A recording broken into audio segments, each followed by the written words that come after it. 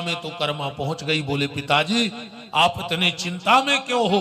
बोले बेटी हमें एक रिश्तेदारी में जाना है और अभी का भोग तो हमने लगा दिया, जो बाल भोग होता है ना वो, अब राज भोग जो दोपहर का है वो कैसे लगेगा? ठाकुर जी को साथ में ले नहीं जा सकते। बोले क्यों? बोले ऐसे किसी रिश्तेदारी में गमी अमी हो गई थी तो वहां बैठने जाना और तुम्हारी माँ को भी ले जाना है, तब वहां ठाकुर जी भी नहीं ले जा सकते क्योंकि वहां सूतक है। कर्मा ने कहा पिताजी आप चले जाओ, हम ठाकुर जी को भोग हम खिला देंगे। माता जी ने कहा तुमने कब सीख लिया? कर्मा बोली कि मां हमने बनाया तो कभी नहीं, पर जब तुम बनाती थी तो हम देखते रहते थे, और कुछ नहीं बनेगा तो हम खिचड़ी तो बना ही देंगे, दाल चावल तो खिला ही देंगे बना के खिचड़ी। जीवनलाल ढूंढी जी ने कहा तो ठीक है शाम को तो हम आ ही जाएंगे। समझा करके और जीवन राम ढूंढी जी और रत्ना देवी तो रिश्तेदारी में चले गए। अब 5 साल की कर्मा ने जैसे तैसे जैसे बनी सो खिचड़ी बना ली। खिचड़ी बनाई और ले जाके ठाकुर जी के सामने रख दी। कहा लो खाओ। अब कर्मा को तो ये पता था कि जैसे हम खाते हैं ऐसे ही ठाकुर जी खाते होंगे। बोले खाओ। थोड़ी देर हो गई, अच्छा इसलिए नहीं खा रहे हो, इसमें गुड़ नहीं है। तो दौड़ के गई तो गुड़ ले आई, लो गुड़ डाल दिया आप खाओ। थोड़ी देर और हो गई, अच्छा इसमें घी नहीं है इसलिए नहीं खा रहे, थोड़ा सा घी डाल दिया। अच्छा अब हम समझ गए, जब माताजी पिताजी भोग लगाते थे तो पर्दा कर देते थे, हम पर्दा करना भूल गए इसलिए नहीं खा रहे हो। तो पर्दा कहां से लाए? अकेली कर्मा राजस्थान का पहनावा घंघरा पहने था तो दोनों तरफ से अपना घंघरा ही कर दिया कि लो अब खा लो। अब ठाकुर जी काहे को खाए, ऐसे थोड़ी खाते सरकार। कर्मा बोली अच्छा इसलिए नहीं खा रहे हो कि जब हमारे बाबा तुम्हें रोटी खिलाते थे तो कुछ गाना गाते थे, अब हमें तो गाना आता नहीं। जल्दी खा लो, जल्दी खाओ। घाघरा कर लिया। और संत कहते हैं जैसे पहली बार भक्तिमती मीरा के मुंह से एक पद निकल गया, सोचा विचारा नहीं, वो तो मूकम करोति वाचालम पंगु लंगते ग्रहम यद कृपा तम हम बंदे रघुनंदनम। भगवान चाहे तो लंगड़े को पहाड़ चढ़ा दे, भगवान चाहे तो चींटी के पांव में हाथी बांध के खिंचा दे, भगवान चाहे तो गूंगे को बक्ता बना दे। जैसे मीरा के मुंह से एक पद निकला था, मीरा ने सबसे पहला जो भजन गाया वो ये था, बसोरे मोरे नैनन में नंदलाल, बसोरे मोरे नैनन में नंदलाल, बसोरे मोरे नैनन में नंदलाल, बसोरे मोरे नैनन में नंदलाल, बसोरे मोरे नैनन में नंदलाल। आज पहली बार कर्मा देवी के मुंह से भी एक पद निकल गया। गाने लगी कर्मा देवी। क्या गा रही है कि थाली भर के लाई रे खींचड़ो। अब और कुछ तो नहीं, जो मुंह में आया कहती गई। अब कहते हैं उनका ये पहला पद था और शायद अंतिम पद था। पहला पद और अंतिम पद, क्योंकि अभी आप आगे सुनेंगे मात्र 19 वर्ष की आयु में भक्तिमती कर्मा देवी ने शरीर का त्याग कर दिया। मात्र 19 साल। 1672 में जन्म और 1691 में शरीर का त्याग कर दिया। 25 जुलाई भक्तिमती माता कर्मा देवी ने जगदीश जगन्नाथपुरी में शरीर किस तारीख में त्यागा? 25 जुलाई में। आज कर्मा देवी के मुंह से निकल गया गाना कि थाली भर के लाई रे खींचड़ो ऊपर घी की पाट की, जीमो जीमो श्याम घड़ी जिमावे बेटी जाट की, जीमो जीमो श्याम घड़ी जिमावे बेटी जाट की, जीमो जीमो श्याम घड़ी जिमावे बेटी जाट की, जीमो जीमो श्याम घड़ी जिमावे बेटी जाट की। सब लोग गाओ। क्या पता तुम्हें भगवान कर्मा बना ले और तुम्हारे हाथ की खिचड़ी खा जाए। अच्छा एक बात कहें, रात में जो हमें खिचड़ी दी गई, व्यास गद्दी पे बैठे झूठ नहीं बोल रहे, इतनी मीठी, इतनी मीठी, इतनी स्वादिष्ट। अच्छा देखो, अब हम ठहरे गुरु जी इस तरह वजनदारी में रहने पड़ा था, हमने इतनी सी ले ली और खा ली। अब हमें ऐसा लगे कि कटोरी ले ले। सत्य कह रहे थे हम, बस पर एक शब्द झूठ नहीं बोलो चाह, क्योंकि यहां हनुमान जी सुनते हैं, इसलिए यहां से तो तुम जे की जो सांची पूछने हमसे आप भाई पूछ ली, खराब लग जाए सो हम उसे नहीं डराए, यहाँ से डरे हैं का। पर रात की खिचड़ी इतनी मीठी, व्यास गद्दी पे बैठे हम रात भर सोचते रहे कि खाली इस खिचड़ी में साहू समाज का भाव है, साईं खेड़ा का। जब इतनी मीठी है और जो कर्मा बनाती होगी वो कितनी मीठी नहीं होगी। क्या स्वाद रहा होगा उस खिचड़ी का, जिस खिचड़ी के स्वाद में जगन्नाथ प्रभु पागल हो गए। तो कुछ तो उस खिचड़ी में था, क्योंकि रात की खिचड़ी इतनी। फिर हमारा मन भाव जब हम जान लगे कि नीरज भैया से कहें कि धरी हुई तो तना कमरा में भिजवा दो, पर हम कहीं जो कहा सोचे कि गुरु जी इतना चटा है रे, तो हम वजनदारी में हमारी कलगत हो गई। तो हम वजनदारी में नहीं रहते, हम कटोरी उठा लेते। अच्छा देवे बारे ने भी हमने ये कहीं तो उठा और वो भी नंगाओ, तना खड़ो रहे तो पनवेश रो, तो वो भी नंगाओ। हमने कहा चलो, अन्न का कण तो सत्संग का क्षण, यही पर्याप्त होता है। एक चावल मिल गया, उसी में ठाकुर जी की कृपा है। जीमो जीमो श्याम घनी जिमावे बेटी जाट की, जीमो जीमो श्याम घड़ी जिमावे। ऐसो थोड़ी भगवान भोग लगा। तो कहा के फिर से खिचड़ी खाएंगे। अरे कर्मा बोली जब दिन में खाई तो रात में कब भूखे सो हैं। बोले बनाओ। फिर खिचड़ी बनी, कर्मा गई और बस वही जीमो जीमो श्याम घड़ी जिमावे बेटी जाट की। जल्दी आ जाओ। ठाकुर जी फिर कूद पड़े सिंहासन से, खिचड़ी खाने लगे। बोले देखो बाबा ये खा रहे। अब जीवन राम ढूंढी को नहीं दिखा रहे, मैंने खड़े होता ही है। बोले बेटी हमें नहीं दिख रहे। कर्मा ने कहा सरकार हमारे माता पिता को क्यों नहीं दिख रहे। भगवान ने कहा कर्मा तुम्हारे माता पिता ने मुझे कभी भगवान माना ही नहीं।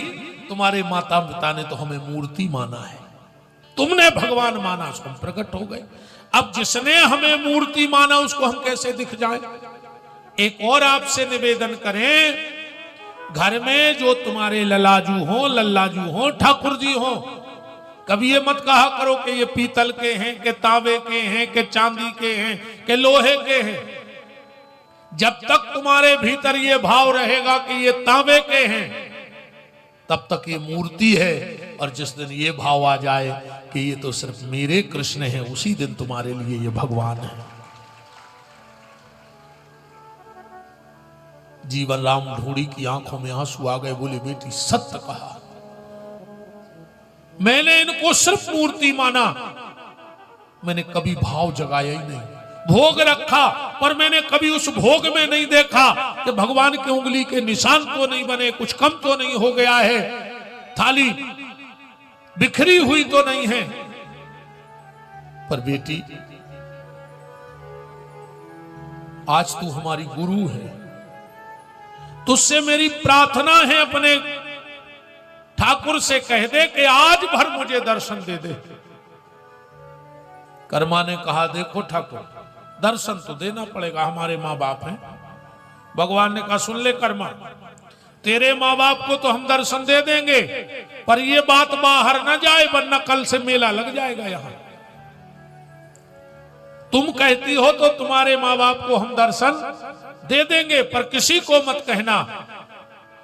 नहीं कहेंगे। कहते हैं अब तो रोज ठाकुर जी जीवन राम ढूंढी, रत्ना देवी और कर्मा देवी के साथ भोजन करने लगे। समय बीता, कर्मा देवी 9 वर्ष की हो गई। पिता को विवाह की चिंता हुई।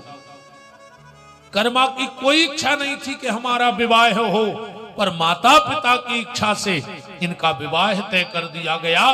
राजस्थान में ही अलवर जिले के गड़ी मोड़ा गांव में इनके पति का नाम था लिखमा राम, जो साहू समाज से थे। कर्मा देवी के पति का क्या नाम था? लिखमा राम साहू। माता पिता ने विवाह कर दिया। वो ठाकुर जी तो घर में रह गए, पर विधाता के खेल बड़े विचित्र हैं। ईश्वर के विधान कोई लाख करे चतुराई, कर्म का लेख मिटे नारे भाई। मानव कितने सपने संजोता, विधना अपनी चाल चले, हार गए विधना के आगे। पूरा 1 वर्ष हुआ और कर्मा देवी के पति जो लिखमा राम साहू थे, उनका देहांत तो हो गया। जब माता पिता को पता लगा, तो बहुत दुखी हुए और उसी दुख में उनके माता पिता का अंत हो गया। परिवार के लोगों का रवैया कर्मा की तरफ से बदल गया। कुछ जमीन थी, कुछ गैया रखी थी। अब कर्मा देवी ने विचार किया कि मायके में पीहर में कोई रहा नहीं, अब तो यहीं रहूंगी। कहते एक दिन कर्मा ने मन में विचार किया कि अब तो यह जीवन हम समाप्त कर देंगे, हमें ऐसी जिंदगी नहीं जीनी। नदी में गई हैं प्राण त्यागने के लिए, ऐसा संतों का मत है। कोई संत कहते स्नान करने गई हैं। जैसे ही नदी में गई, घुटनन जल में चली जा रही थी, तो इनके पांव में कुछ लगा। कर्मा देवी ने जब निकाला तो किसी ने खंडित मूर्ति विसर्जन की थी, जिसका सिर्फ चेहरा था, हाथ पांव जल में घिस गए थे, टूट गए थे, राम जाने। कर्मा देवी ने निकाला और इनको अपने घर के ठाकुर की याद आ गई, और उन ठाकुर को लेकर के संतों से पूछा कि ऐसे ठाकुर कहां हैं जिनके हाथ नहीं है और पांव नहीं है। संतों ने कहा ऐसे तो सिर्फ जगन्नाथ प्रभु हैं। कर्मा देवी सब जीवन की जमीन जायदाद छोड़ करके और उन्हीं ठाकुर को लेकर के पुरी पहुंची हैं। जाकर के सुदर्शन चक्र का दर्शन किया, ध्वजा का दर्शन किया, और जब भीतर गई हैं मंदिर में तो सोच रही हैं, और ये राम राम, सब महात्मा कह रहे थे कि ये वही भगवान, अब कहां हमारे इतने से भगवान और कहां वो इतने बड़े भगवान, ये मेरे भगवान नहीं हो सकते। तो कर्मा देवी ने क्या देखा कि जो गोदी में ठाकुर जी लिए थी नदी में मिले, वो उनको भीतर सिंहासन पर दिखे, और जो सिंहासन पर बैठे थे वही कर्मा की गोदी में दिखने लगे। कर्मा ने कहा अरे हाँ, अब कोई अंतर नहीं है, ये भी वही है और ये भी वही है। कर्मा ने सोचा जब हमारे ठाकुर जी भी आए जो भीतर बैठे जगन्नाथ, तो अब रोज रोज मंदिर नहीं आने हम तो झंडा को दर्शन कर लें।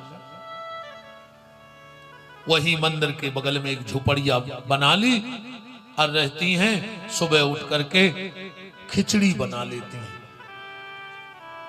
खुद खा लेती हैं और अगल बगल लोगों को खिलाती हैं। धीरे धीरे पुरी के जितने संत थे वो कर्मा के आने लगे खिचड़ी खाने। धीरे धीरे पूरी में हल्ला मच गया कि एक मैया आई है बाई, और ऐसी खिचड़ी बनाती है ऐसी, आप तो भैया जो बाहर से संत आते वो भी कर्मा के यहाँ खिचड़ी खाने जाते। खूब खिचड़ी बनाती और खूब भगवत भजन करती। धीरे धीरे ये माहौल हो गया पुरी का कि लोग जब पुरी आते तो कहते कि भैया अगर कर्मा की खिचड़ी नहीं खाई तो जगन्नाथ दर्शन नहीं देंगे, इसलिए पहले कर्मा की झोपड़िया में चलो, थोड़ा सा दाना ले लो और इसके बाद फिर भगवान जगन्नाथ का दर्शन करें। धीरे धीरे पुजारी भी आने लगे खिचड़ी खाने। एक दिन खुसर फुसर हो रही थी तो भगवान ने सुन लिया। भगवान ने सोचा ये कहाँ जाते हैं खिचड़ी खाने, तो एक दिन तो ठाकुर जी चले गए। अब तो रोज सुबह जाते और खिचड़ी खा के वापिस आ जाते। बलराम जी ने पूछा, कन्हैया आजकल तुम भोजन को जल्दी जल्दी, क्योंकि पुरी में तो 12 बजे राजभोग लगता है भगवान का, तो अब 12 बजे तक तो सबको भूख लगाती है। तो पहले भगवान कहते थे दाऊ भोजन में देर हो रही। बलराम जी बोले कुछ दिन से तुम भोजन में जल्दी जल्दी नहीं मचा रहे हो। भगवान बोले तुम्हें पता नहीं है दाऊ, एक कर्मा बाई आई है, ऐसी खिचड़ी, और ये तो सवेरे तुम उतर जा। बोले हाँ। तो बोले कल से हम भी चलेंगे। तो बलराम जी भी लेन में लगन लगी खिचड़ी की। एक दिन बहन सुभद्रा ने पूछा तुम दोनों भाई उठ के कहाँ जाते हो? बोले तुम्हें चलना है। बोले हाँ चलो। तीनों भाई बहन जाते, जो भी पत्तल के पलाश के पत्ते पर खिचड़ी लाते और तीनों भाई बहन खा के मंदिर में बैठ जाते। अब कर्मा देवी बड़ी प्रसन्न खिचड़ी बना लेती और हमें तो लगता है कभी कभी भगवान सुबह जल्दी पहुंच जाते और कहते कर्मा जल्दी कर्मा जल्दी कर्मा, तो नाम ही पड़ गया कर्मा। जल्दी कर्मा, भूख लगी है जल्दी कर्मा। वैसे ये नाम कर्मा देवी का असली नाम क्या है ये कोई ज्यादा पुराणों में लेख नहीं है, पर हमें तो लगता है ये भगवान का दिया हुआ ही नाम है। कर्मा जल्दी कर्मा, तो नाम ही हो गया कर्मा। अब भगवान रोज जाते। एक दिन अच्छा कर्मा देवी सुबह उठे और सबसे पहले खिचड़ी चढ़ा दी, फिर दतवन करें। एक बहुत बड़े दिव्य संत महापुरुष पधारे पुरी, उनको पता लग गया ध्यान से कि कर्मा देवी के यहाँ जगन्नाथ जी रोज खिचड़ी खाने जाते हैं। तो एक दिन संत जी पहुंच गए, बहुत डांटा कर्मा को, हे कर्मा पागल हो गई तू, बड़े बड़े ऋषि मुनि जिनको भोग लगाते हैं तो असोच अवस्था में कल से काम करना। बोले क्या? बोले 5 बार दाल धोना, 3 बार चावल धोना, जहां चूल्हा है उसको गैया के गोबर से लीपना, और जो लकड़ी है इसमें भी कीड़े होते पहले इनको धोना, फिर खिचड़ी बनाना। वो 2 बालक और एक बेटी आती है। कर्मा बोले कौन है? बोले वो जगन्नाथ है, बलभद्र लाल है और सुभद्रा। और एक कर्मा तो कांप गई कि हम भगवान को अबे तक हम तो जानते गांव के बाल बच्चे यहाँ बिना बहुदादा के। कर्मा बोली अब कल से बिल्कुल नियम से। अब 3 ही बहन भैया झोपड़िया के बैठे। कर्मा उठी, पहले स्नान किया। भगवान बोले मैया क्या कर रही? बोले नहा लाए। फिर 5 बार दाल धोई, 3 बार चावल धोए, लकड़ियां धोई, चौका लगाओ। 11:30 बज गए। अब ते राजभोग के शंख झालर बजन लगे। भगवान बिना ही खिचड़ी खाए भगे आए। भगवान बोले दाऊ पता तो करो कि वो कौन साधु पहुंच गो, कौन पंडा है, तुम होशियार होगा जो हमसे जाना हमें जानने लगो। वो साधु महात्मा की ढूंढाई हुई। जब ढूंढा गया महात्मा जी को, भगवान ने बहुत डांटो। बोले जानते हो वो कौन है? आज दिन भर से हमने भोजन नहीं किया। तुम लोगों का तन पवित्र हो सकता है पर कर्मा का मन पवित्र हो गया है, और मैं मन पवित्र पे रीझने वाला हूं, तन पवित्र पे रीझने वाला नहीं हूं। और सुनो, वो खाली कर्मा नहीं है। बोले फिर कौन है महात्मा? बोले बोले वो मेरी यशोदा है, मैं उसका कन्हैया हूं। वो मेरी देवकी है, मैं उसका कृष्ण हूं। वो मेरी कौशल्या है, मैं उसका रघुरैया हूं। वो मेरी माँ है, वो जिस हाल में मुझे खिलाएगी मैं खाऊंगा। तू कौन होता है बीच में बोलने वाला? बहुत फटकारा। महात्मा की आंखों में तो तर तर आंसू बहने लगे कि आज जगन्नाथ जी ने कितनी बड़ी बात कह दी कि वो मेरी देवकी है, वो मेरी कौशल्या है, वो मेरी यशोदा है। भगवान बोले सुनो, जब मां का भाव भीतर बैठ जाए। अच्छा एक बात बताओ, मां सुबह उठे तो अपने बेटे को नहा के पायपान कराएगी कि तुरंत उठा के पायपान कराएगी? मां बेटे को गोदी में लेने के पहले सोचेगी कि हमने स्नान किया कि नहीं किया। मान के चलो मां डोल डाल के लिए गई हो और लौट के आए और बेटा भूखा रोए, तो क्या मां कहेगी कि पहले हम स्नान करेंगे, हम डोल डाल के लिए गए थे, फिर बच्चे को पायपान कराएंगे? मां के यहां जाके सारी मर्यादा टूट जाती है। मां के प्रेम में कोई मर्यादा नहीं। इसलिए मैंने कई बार आपसे कहा है, मां मां होती है। आप सब पढ़े लिखे सुधिए श्रोता बैठे हो, हर चीज की उपमा है दुनिया में, हर चीज की उपमा है। यहां तक कि भगवान के प्रेम की भी उपमा है। भगवान से पूछा कि तुम अपने भक्त को कितना प्रेम करते हो, तो भगवान ने किसका उदाहरण दिया? रामायण पढ़ते होंगे आप लोग। भगवान कह रहे हैं, करहूं सदा तिनकी रखवारी, जिमी बालक राख्यूं महतारी। जैसे मां अपने बच्चे को प्रेम करती है, भगवान बोले ऐसे ही मैं अपने भक्त को प्रेम करता हूं। मां, अच्छा एक बात और देखो, कोई भी आप एक ऐसा शब्द बोलो, उसमें कौन सा शब्द आएगा? मां। रोटी मोटी, पानी मानी, एक बोलत जाओ। अच्छा तुम्हें जितने शब्द आए उनमें आखिरी में मां यहां है। कहो कपड़ा मपड़ा, कुर्सी मुर्सी, कैमरा मेमरा, साउंड माउंड, माया है कि नहीं है? क्योंकि मां जननी है, सबका जननी सबकी मां है। इसलिए किसी भी शब्द का पलटा मारो तो मां शब्द आता है। मां तेरी सूरत से बढ़ के उसकी क्या सूरत है?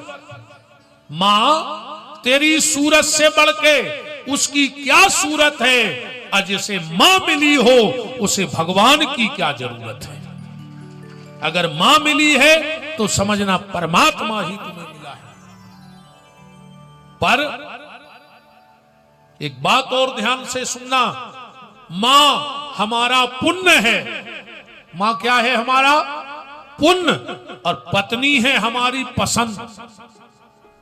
पत्नी हमारी पसंद है और मां हमारा पुण्य है। कई बार हम लोग पसंद के चक्कर में घर से पुण्य को निकाल देते हैं। निकाल देते कि नहीं निकाल देते? पसंद के चक्कर में पुण्य को निकाल देते हैं। मां मां होती है। एक बात और, शब्द बड़ा बुरा लगता है कहने में, पर उसके अर्थ में जाओगे तो बड़ा अच्छा लगेगा आपको। आपने सुना होगा, जो युवा बच्चे हैं एक बात कहते हैं कि पहली नजर का प्यार बड़ा सच्चा होता है। कहते हैं कि नहीं कहते? सुना होगा, पहली नजर का प्यार बड़ा सच्चा होता है। विपिन बिहारी दास इस व्यासपीठ से कहता है कि हां, पहली नजर का ही प्यार सच्चा होता है। क्योंकि जब दुनिया में हम आए थे तो हमने पहली नजर अपनी मां से मिलाई थी और मां ने हमसे मिलाई थी। अगर दुनिया में कोई सच्चा प्यार है तो मां से। फिर तो हजारों से नजरें मिल गई रे। पहली नजर की बात हो रही ना, तो पहली नजर तो मताई ने हमें देखो तो, और हमने मताई को देखो तो। फिर एक बात लोग कहते हैं कि लोग पहली नजर का प्यार भूलते नहीं, तो बूढ़े मां बाप को कैसे भूल जाते हो यार? बाहरे जमाने तेरी हद हो गई, बीबी के सामने मां रद हो गई। बाहरे जमाने तेरी हद हो गई, बीबी के सामने मां रद हो गई, पेट पर सुलाने वाली पैरों में सो रही है। माघ को महीना, अपन ने बिस्तर गीलो करो, मताई ने उठा के छाती पे धर लो, इतर पे सुआ लो, अपन ने उतई गीलो कर दो। रात भर छाती पे धरे रही और खुद गीले में सूत रही। और आज वही बूढ़ी मतारी पेट पर सुलाने वाली पैरों में सो रही है और बीवी पी रही कोको कोला और बूढ़ी मां पानी को रो रही है। अगर घरवाली आधी रात कह देवे कि कुछ ठंडा पीने की इच्छा है, तुम गाड़ी निकाल के ढाबा नो भगत जाओ। और मताई से पानी की नहीं पूछ रहा है। क्या जमाना आ गया साहब, क्या होगा इस दुनिया का। कछु ने होजे मुंह में कीड़ा पार के मार हो, और का होजे जो होजे, हमें तो पता है कि का होजे। नहीं ऐसी कृपा राखियो। एक बात बताओ बहन जी, हर बात तुम हो रहे, जब तुम अपने माँ के जात हो, तुम्हारे भी 2-3 साल के भैया पप्पू संग लुआ जात, 8 दिन तुम रुकत हो। जब आन लगत हो तुम्हारी मम्मी का कहते हैं, बिन्ना पता नहीं परो जी 8 दिन कैसे कट गए, ये से लग रहा हो जैसे तुम काले आई हो। अब बिन्ना तुम जा रही जो घर खाए खाए ले है, ऐसे ही बतिया। बिन्ना एक काम करो, ये भैया छोड़े जा, 1-2 दिन हम मन बटोरे, फिर हम तुम्हारे भैया से पहुंचवा दें। तुम का कहते हो, हाँ मम्मी हमने छोड़, हमें नींद नहीं आए वो के बिना। के अच्छी बात है, मत आओ। अब तुमने कब जा बुद्धि नहीं लगाई कि तुम्हें 3 साल में तुम्हारा भैया तो प्यारो होगा कि तुम सगी मताई के न छोड़ पाई, और जे को तुमने 30 साल को पलो पलाओ लड़का छुड़ा लाओ, बा मताई अपने मोड़ा को के तो प्रेम करत हो के। थापड़ी न बजाओ, तुम अन्य बैठे वे थप्पड़ी बजान लगे अकेले के, तुम बहुत समझ आ रहा है हमारी बात। तुम अन्य बैठे हुए अलग, आप कौन बजे को थप्पड़ी जेहर से लगा था यदि तुम हो रहे हम नहीं। अच्छा नीरज बच्चा सही बताओ, तुम्हें ऐसा लग रहा हो कहां गए, भाग गए, क्या है भाग गए भी तो क्या, तुम जब तुम तो दाएं रहो का जजमान, ऐसा तो नहीं लग रहा हो कि बेद गए। हमें तो लग रहा हो तुम भी सोच रहा है कि कुलर के पटका ही लई महाराज के ली, तुम जे देना के पाओ। दूसरा आज जो साईं खेड़ा हम फिर बते हैं। भगवान ने कहा, महात्मा मैं किसी नियम में नहीं बंधा हूं, मैं तो प्रेम में बंधा हूं। राम ही केवल प्रेम प्यारा, और जान ले जो जानन हारा। कहते हैं साहब, जब भगवान ने महात्मा को डांटा तो महात्मा तो रोते हुए कर्मा के दरवाजे गए और जाके बोले, ए कर्मा धन्य है तू, मुझे माफ कर दे, तेरे लिए कोई नियम नहीं है, तेरे लिए कोई शुद्धता की जरूरत नहीं है, तू जैसे खिचड़ी बनाती है बना और जगन्नाथ को खिला। कर्मा देवी बोली, हो क्या गया? अरे वो जो चिल्ला चिल्ला के कह रहे हैं वहां बैठ के कि कर्मा मेरी भगत नहीं है, कर्मा मेरी यशोदा है, कर्मा मेरी देवकी है, कर्मा मेरी कौशल्या है। कर्मा अगर तेरे चरणों की धूली उठा करके भी मैं अपने माथे पे तिलक लगा लूं तो मेरा जीवन धन्य हो जाएगा। महात्मा रो करके कर्मा से बोले तुझे कोई नियम धर्म की जरूरत नहीं है, तू तो जैसे खिचड़ी बनाती थी वैसे खिचड़ी बना। धीरे धीरे ये बात पूरी पुरी में फैल गई कि जगन्नाथ जी स्वयं बलभद्र लाल और सुभद्रा के साथ कर्मा के घर खिचड़ी खाने आते हैं। कर्मा को जब ये बात पता लगी तो कर्मा ने झुपड़िया के दरवाजे बंद कर लिए। क्यों? बोले मैं अपनी भक्ति को गुप्त रखना चाहती थी, पर प्रभु की लीला ऐसी हुई कि मैं दुनिया में जागृत हो गई। अब मेरे यहां भीड़ लगने लगेगी, अब मैं अपने कृष्ण को खिचड़ी नहीं खिला पाऊंगी जगन्नाथ को। और कहते हैं 5 दिन बाद जब कर्मा की झुपड़िया के किवाड़ खुले, 19 साल की हो चुकी थी। पता कैसे लगा? 5 दिन तक तो कर्मा देवी ने किवाड़ खोले नहीं। तो कहते एक छोटा सा बालक आता और दरवाजे के यहां बैठ के खूब रोता, और लोग पूछते कि तुम क्यों रो रहे हो? तो वो कहता कि मेरी मां मर गई है इसलिए रो रहा हूं। तो लोग समझते कि कहीं का बच्चा होगा यहां बैठ के रो रहा है। पर असलियत जब पता लगी, जब एक दिन भगवान जगन्नाथ की आंखों से, प्रतिमा से आंसू बह रहे थे।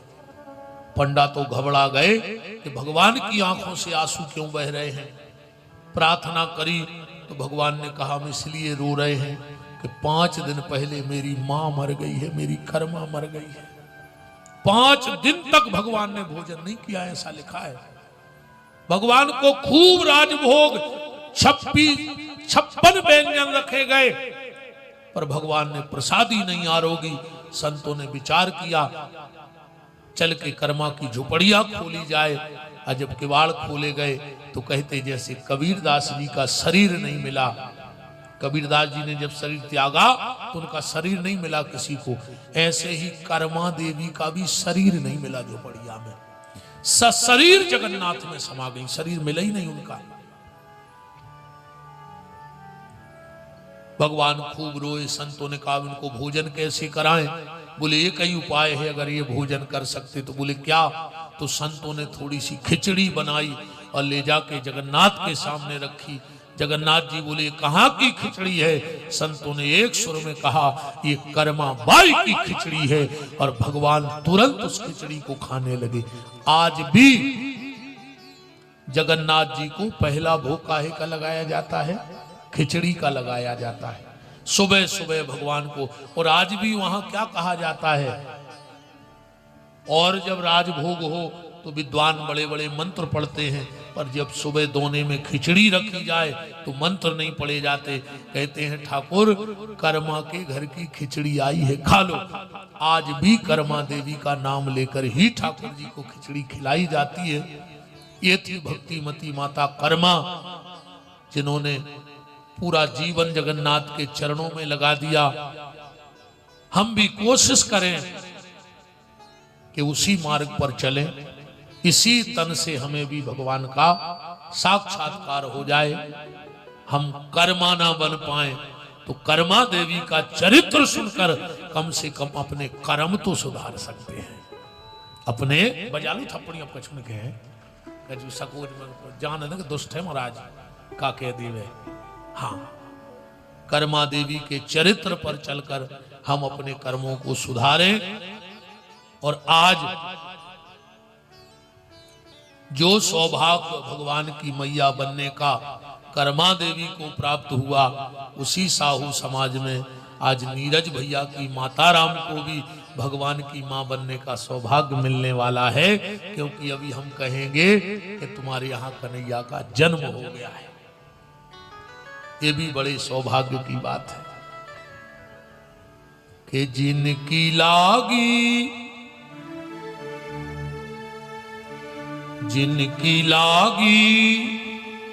लगन भगवान में। ये मत सोचना कि हमने जल्दी जल्दी कर्मा चरित्र बोल दिया। ठाकुर जी चाहेंगे तो हम 7 दिन का कर्मा चरित्र यूट्यूब पे डालेंगे, 7 दिन का पूरा। अभी तो हमने जल्दी जल्दी में पगडंडी के रास्ते निकाला है, मेन बातों पे चर्चा की है आपसे। बहुत लंबी कथा है, पर हमने तो जन्म से भगवत धाम तक की चर्चा 1-1.5 घंटे में जल्दी कह दी, क्योंकि आज मुझे बहुत कथा कहनी है भागवत की। कि जिनकी लागी लगन भगवान में, उनका दीपक जलेगा तूफान में। जिनकी लागी लगन भगवान में, उनका दीपक जलेगा तूफान में। ताली सेवा करते हुए जो थप्पड़ी न बजाए बगल वाले की कसम है। अब देखो तुम बगल बाओ तो नहीं चाह रहा हो कि तुमने पट जाओ, अगल बगल देख ले। देखो 26 अवतारों में देखो जन्म में और अवतार में अंतर क्या है, बस ये भर समझ लो। जन्म क्या है और अवतार क्या है।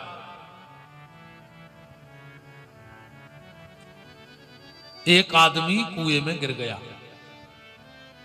अब वो चिल्लाया बचाओ बचाओ बचाओ, तो एक आदमी को आवाज आई, उसने अपने बगल से रस्सी मंगाई, कुआ की पाट से बांधी और उस चिल्लाने वाले को बचाने उतर गया। अब इतने में गांव की भीड़ इकट्ठी हो गई, सब चिल्लाने लगे कुआ में 2 लोग गिर गए, कुआ में 2 जने गिर गए। जबकि बताओ कुआ में गिरे कितने हैं, एक गिरो है, एक तो बचावे उतरो है, पर दुनिया को लग रहा हो 2 गिरे। तो हम कर्म के बंधन में बंधकर इस भवकूप में गिरे हैं और परमात्मा प्रेम की डोरी डालकर हमें बचाने उतरे हैं। बस यही जन्म में और अवतार में अंतर है। ऐसे भी समझ लो कि संसार एक जेल है, हम उसमें बंद कैदी हैं कर्मों के द्वारा। भगवान जेलर है, कैदी में और जेलर में इतना अंतर है। कैदी ना तो अपनी इच्छा से बाहर आ सकता है, न जा सकता है, ना खा सकता है, ना सो सकता है, ना रह सकता है। पर जेलर जब चाहे जब चला जाए, जब चाहे जब आ जाए। तो हम कर्मों के बंधन में बंधे हुए कैदी हैं, अब परमात्मा जेलर है। ये जन्म में और अवतार में अंतर है। भगवान का पहला अवतार हुआ सनक सनंदन सनातन सनत कुमार। दूसरे अवतार में भगवान 12 अवतार बन के आए। आज हम 52 अवतार पे थोड़ा सा रुकेंगे, क्योंकि हमारे जो YouTube के श्रोता हैं उनको रोज नई कथा चाहिए। तो आज हम और हमारे आप सब अवतारों पे बड़ा विश्लेषण है। आज हम चाह रहे थोड़ा सा 52 अवतार की चर्चा कर दें, राजा बलि के यज्ञ की। भगवान का दूसरा अवतार हुआ 12। तीसरे अवतार में हमारे सरकार नारद अवतार में पधारे। चौथे में भगवान नर नारायण, 5वें में भगवान कपिल देव बन के पधारे। देवहूति को सिर्फ 3 बातों का संदेश दिया। उस कथा में नहीं जा रहे, पर सार समझ लो। जब देवहूति ने भगवान कपिल से पूछा कि भगवान संसार में जिस स्त्री को 3 चीजें मिल जाएं, उसे अपना जीवन सफल समझ लेना चाहिए। संसार की जिस स्त्री को ये 3 चीजें मिली हो, उसका जीवन सफल। भगवान कपिल ने कहा मां क्या? देवहूति कहती है बेटा, बचपन में अच्छे पिता की पुत्री बन जाए, जवानी में अच्छे पति की पत्नी बन जाए, और बुढ़ापे में अच्छे लड़का की मां बन जाए, समझ लियो नारी को जीवन धन्य होगा। बताओ क्या कमी रह गई अकेला ने? बचपन में अच्छे बाप की बिटिया, जवानी में अच्छी पति की पत्नी। अच्छु पति चाहने हो तो पूजा पाठ कर गो, नातर चाहती फिल्म बारो उनमें लगाओ चिलम बारो। पूजा पाठ न करो तो फिल्म बारे के चक्कर में चिलम बारो मिल जाए। इस पूजा पाठ करत रहियो। बेटी पिता के घर में रह के जो भजन पूजन करती है, उस बेटी के भजन पूजन के अनुरूप ही उसे सुंदर और सुयोग्य पति की प्राप्ति होती है। ज्यादा ना कर पाओ तो पुष्प वाटिका में ये छंद तो याद कर लो बहनों, बड़ा प्यारा घर भर मिलेगा। और आप सबसे भी निवेदन है, बेटी के लिए बर देखना, घर मत देखना। आज का व्यक्ति बर नहीं देख रहा है, घर देख रहा है। जमीन कितनी है, मकान कितो बड़ो बनो। जो न देखो कितो बड़ो मकान है, हो कितनी जमीन है। जो देखो कि सिसिया तो नहीं ले आज डिंडू में न कितना जमीन हो दद्दा। कहूं सिसिया पियत कहा है, मोड़ी के हाड़ अलग तोड़ दे पापी। और तुम तो हमारी सुन ले रहे, मोड़ी को में धकेल के पटक दिए, कई बेर में मार जाए। मनु दारू फोर से ब्याह न करियो, कितना खास हुए वो रिश्तेदारी में। मोड़ी कुंवारी बैठी रेवे, मनो दारू खोर के गरे न बांध गयो, 24 घंटा रोहे रे वा बिटिया।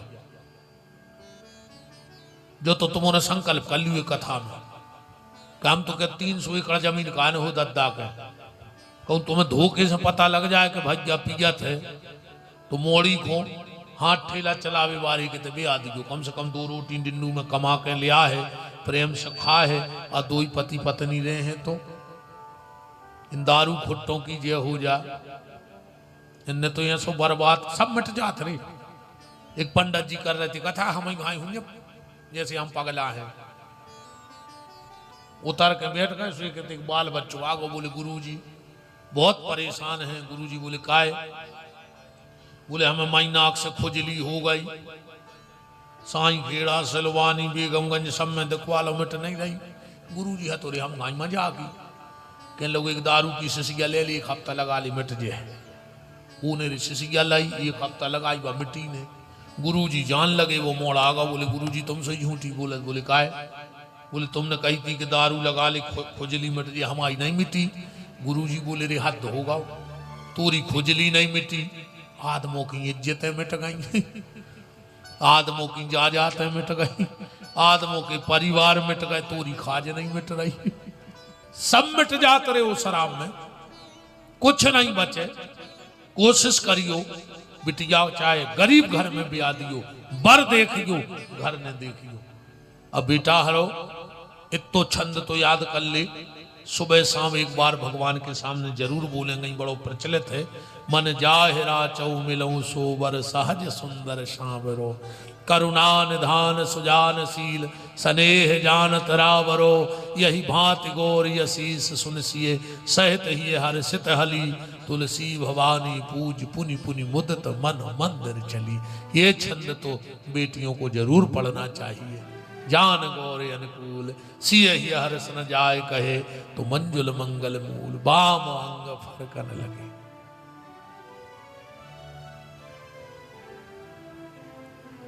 तो बचपन में अच्छे पिता की पुत्री, जवानी में अच्छे पति की पत्नी, और बुढ़ापे में अच्छे बेटे की माँ।